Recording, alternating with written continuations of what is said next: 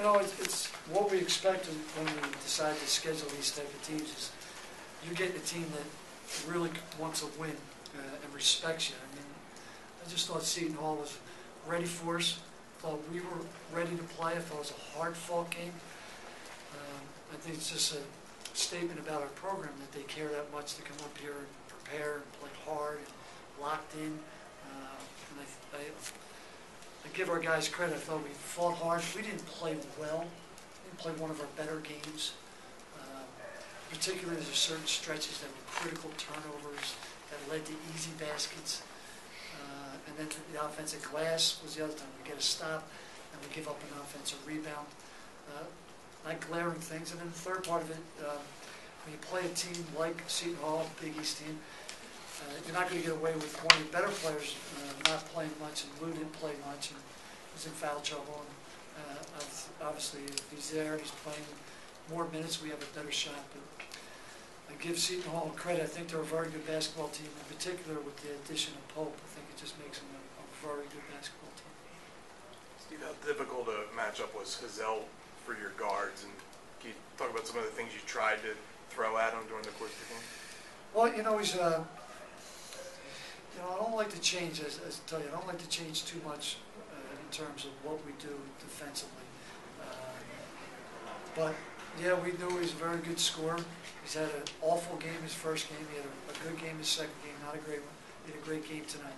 Made some hard shots. We fouled him when we probably shouldn't have. But I give him credit. You're going to run. We were running a second guy at him when he put it on the floor. He did a great job catch and shoot tonight, which isn't great of a part of this game, but it was good tonight. We didn't do a couple times, as I said. I know he gets 33. I thought he made some hard ones, but a couple of ones where it was a second shot, somebody kicks it out to him, they find him. I don't necessarily thought we just totally did not recognize where he was. I give him credit. He's a guy who takes a lot of hard shots. You look at his numbers. He takes a lot of hard shots. He made them tonight, for the most part. Is that part of the difficulty in defending him? Is that he takes shots that maybe another guy won't even think about taking? Like he'll pull out from 30, he'll take it with two hands in the face. Yeah, I think that's a good point. I think he's catch and shoot when you don't expect him, and he's driving it, and he's trying to make a hard one. So if you let your guard down, which I thought we did on a couple staggered screens, he gets his feet set, and he's like, no, I'm not, I'm open, I'm shooting. And we don't, obviously, we're not used to guys doing that too often. And I think it does help his ability. Now, I think sometimes guys like that shoot you out of games. And I was hoping that he would take 25 shots and we would challenge him a little better. So instead of 12 for 25, he's 7 for 25, but that could have happened. But I give him credit. He knocked him down. Coach, did you think that their athleticism and taking out the dribble hurt you a little bit there toward the end of the first half? Yeah, you know what? We didn't play great defense like we were talking about at halftime. I thought we were tentative a little bit there. Yeah, I can't say that jumped out at me. I thought what more hurt us was we allowed so many offensive rebounds in the first half. They got kickbacks, and then when they did penetrate, we didn't challenge shots enough like we did the last couple of games, and they made them. Thought we did a better job in the second half. They had probably 3 or 4 runouts with bad turnovers by us as well, which is just crushes you when you play a team like this. Coach, you got out 8-0, and then they called timeout, and they were able to kind of come back, and you guys couldn't sustain a little bit. Was it them, or do you think you guys are a little tired after playing Wednesday at UMass? What do you think was the factor there? I don't think fatigue necessarily at that point played a part. I do think possibly, I give them credit, they played hard as heck. Bobby gets them going, and I think we at times were tired and fatigued because we weren't making our normal shots. And the 8-0 run, I expect them to come back. I thought we got some stuff off the ball screens early. Thought they did a much better job adjusting to that. We went back to more of our sets and make them reverse the ball, make them chase us a little bit. I thought we made a great run in the end of the first half. If Pope doesn't hit that 3, we're down by 2 going in half. I thought, you know what, we learned a lot. We're going to come out and play better in the second half.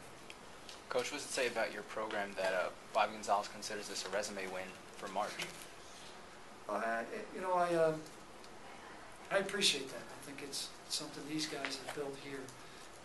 And I said to them, they're happy as heck that they won this basketball game.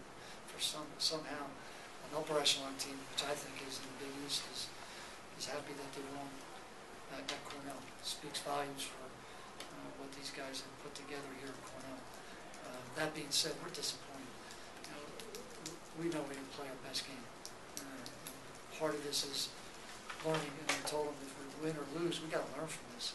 We're going to see the same type of stuff a lot more this season. We're going to learn from it. We're going to react better. We're going to play better next time. Coach, Brian Payne to the Flyer coach Tuesday night. Yes, absolutely. It's exactly the similar type team that you just played this evening. Absolutely.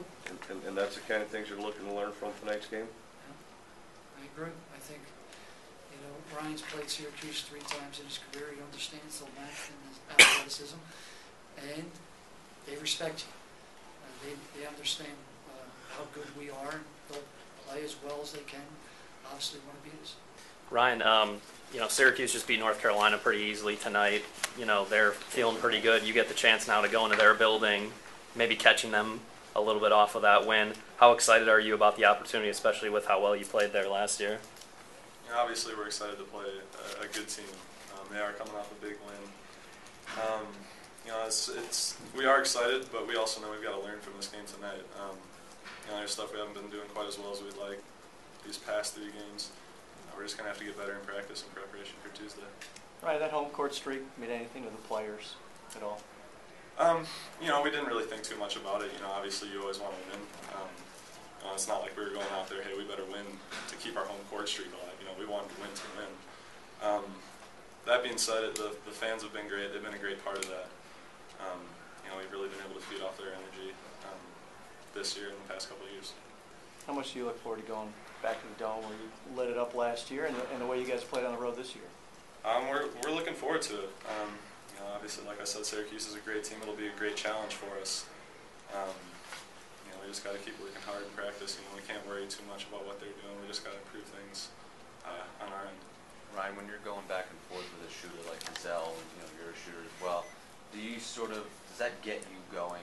Is that sort of an extra to pump up your game a little bit more if another guy's going back and forth?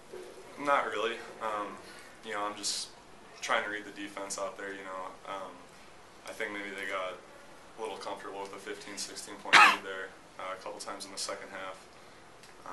We started running transition a little more, pushing the ball a little more. I think that's where I got a couple of my looks there. There were a couple moments there in the second half where if we can hit a couple shots, if we don't turn the ball over, if we can score and get a stop, we really make it a much tougher game for them. They're back on their heels a little more. Unfortunately, we couldn't make those plays. Coach, you talked about the schedule, really challenging your guys. Can you assess the first 3 tests and maybe the biggest one that lies ahead? Well, I think all 3 have helped us make us a better basketball team. I think we learned a lot. I knew all 3 would be great.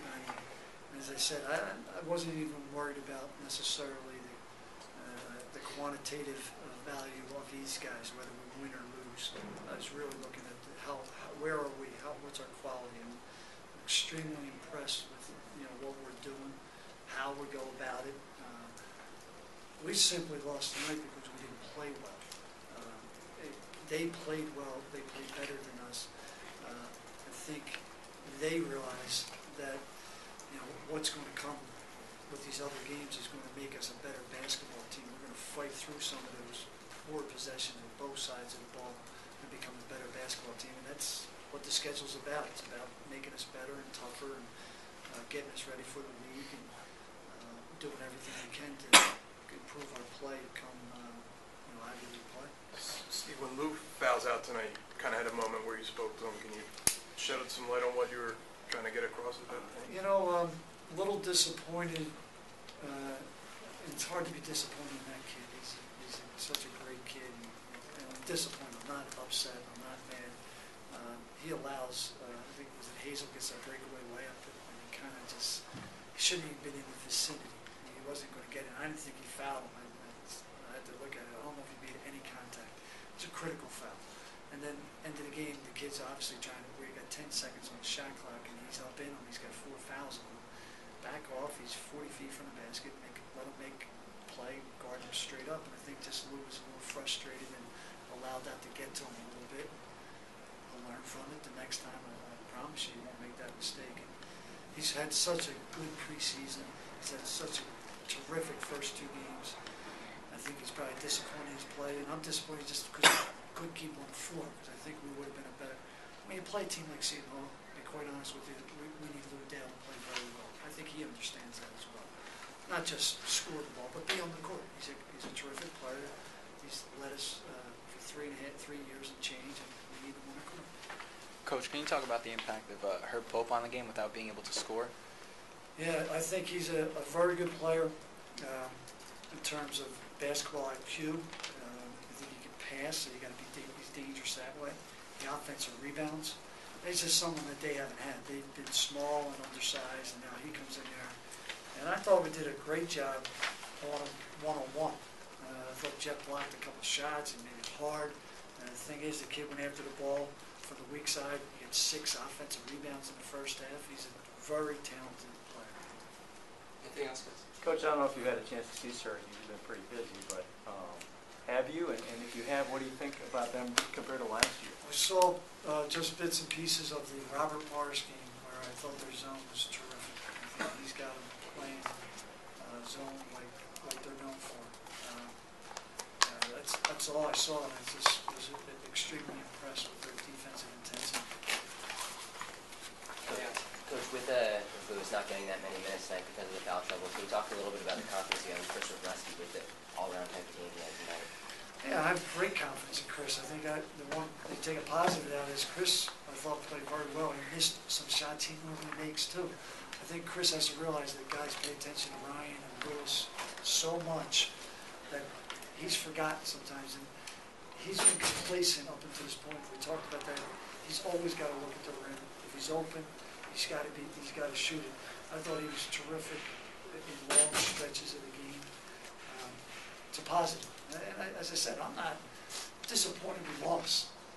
But in reality, I think in 2 months we're going to look back at this game and say, that team, the Big East team, came in here and they were excited that they beat us, and we learned from it, and we became a better basketball team.